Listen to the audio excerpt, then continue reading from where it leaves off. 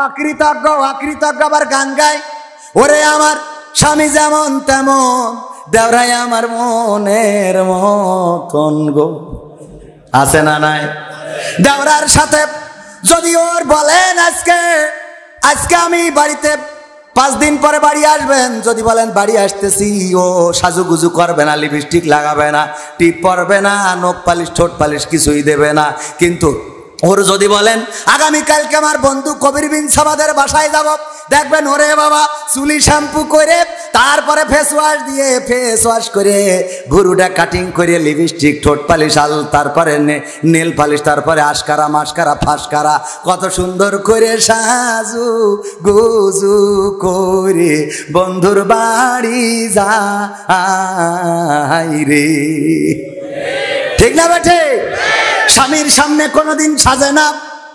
আমার মা বোনেরা, স্বামীর সামনে সাজুগুজু না করার কারণে অন্যের স্ত্রী যখন সাজুগুজু করে বাজার দিয়ে যায় তখন মনে করে এর থেকে ওই মালটা ভালো। কথা কয় না? কারণ তুমি তো সাজো না।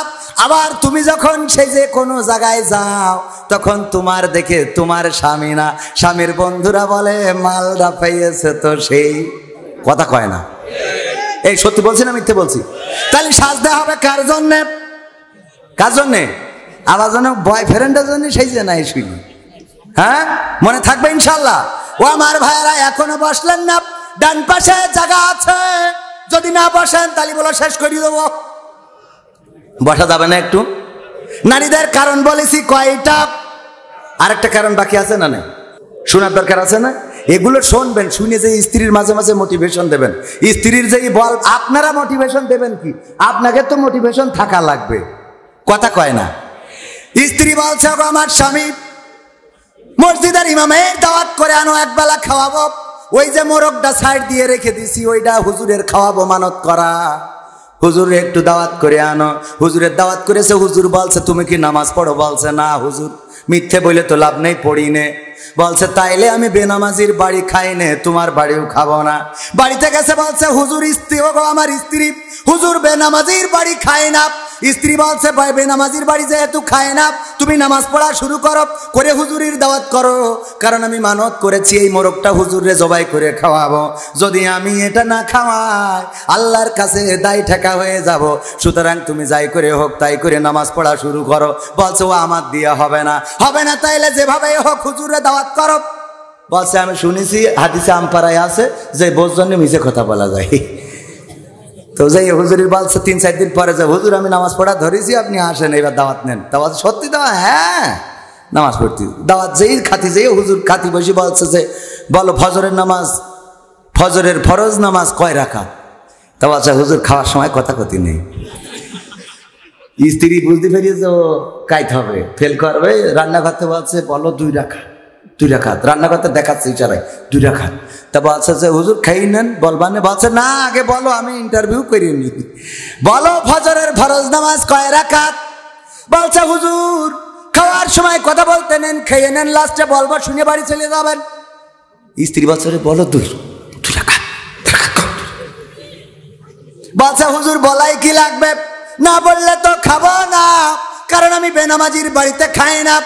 বলছে দেখেন ফজরের ফরজ নামাজ হলো 4 রাকাত। রান্নাঘর তো বলছে 2 রাকাত। বলছে 4 রাকাত। হুজুরি হয়ে গে রাখ।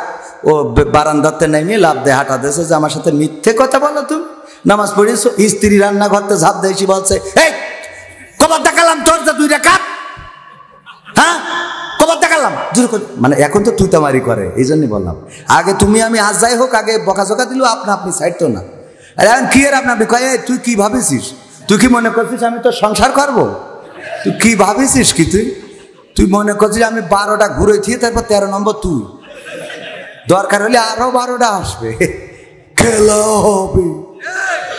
এই প্রেম কে শিখিয়েছে? ও আমার ভাইরা, স্ত্রী বলছে যে আমি কবার করে দেখালাম 2 রাকাত, কেন 4 রাকাত বলছে? এই জন্য আল্লাহ তো তোর বউ বানাইছে। এই তুই আমার থেকে বেশি বুঝিস? কি রে? বলছে যে হুজুরি 4 রাকাত বলি ঠেকাতে পারিনি, ও 2 রাকাত বলি যে মাইরি বসতো। 4 রাকাত বলি ঠেকাতে পারিনি, ও 2 রাকাত বলি তো মাইরি তক্তা বানাইতো আমার। তা আপনারা যে মোটিভেশন দেবেন স্ত্রীর যে দেখো তুমি সারা রাত সিরিয়াল দেখো, পরকালে কি জবাব দেব?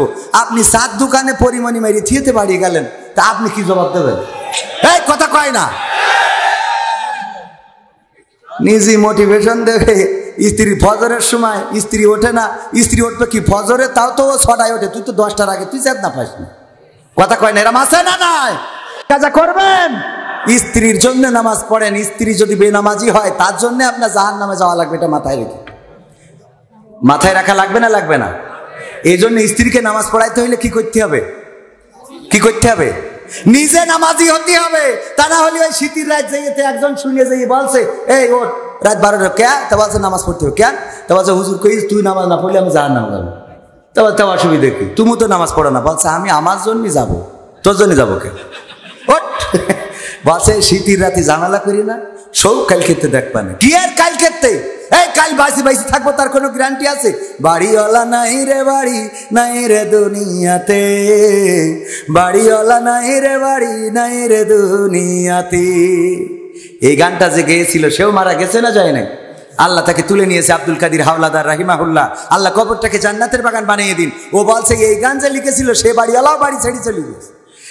আজকে রাত্রি যে মারা যাবো না তার গ্যারান্টি কি? তুই ওঠ নামাজ পড়বা নে, নামাজ পড়িয়ে নে। বলছে যে দেখো দিন কোন পাগলের রস শুনে আইসা, বলছে কবির বিন সামাদের, ওঠ নামাজ পড়তে হবে। শীতের রাত কষ্ট মষ্ট করে উঠে তো উজু করে এসে কাটতেছে, আর বলছে বলো এখন এই রাত 12টার পরে কোন ওক্তের নামাজ কয় রাকাত? তা বলছে যা হয় পড়, যা হয় পড়। মানে রাত 12টার সময় উঠাইলে যে আমি নামাজ না পড়লি তুমি জাহান্নামে যাবা, ঠিক আছে তোমার জাহান্নাম থেকে বাঁচাই, তারপরে আমি আজকে শেষ করবো। তুমি জাহান্নাম থেকে শিগগিরই তোমার বের করিনি, বলো কয় রাকাত, কি সূরা পড়বো, নিয়ত কি? তা বলছে ওরাম করিস কেন?